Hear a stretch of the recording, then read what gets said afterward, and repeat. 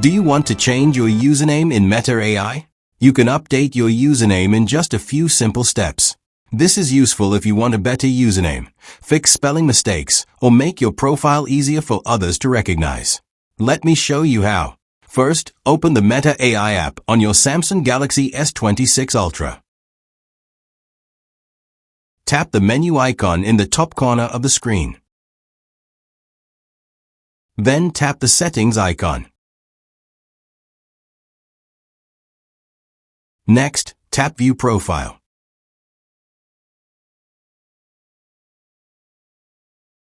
Here, select Edit Profile.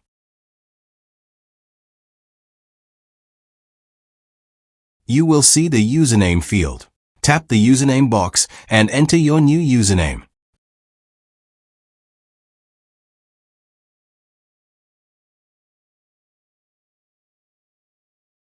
After making your changes, tap the Save button in the top right corner of the screen.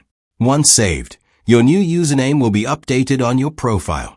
This helps keep your account more personal and easier to identify. And that's how to change your username in Meta AI on your Samsung Galaxy S26 Ultra.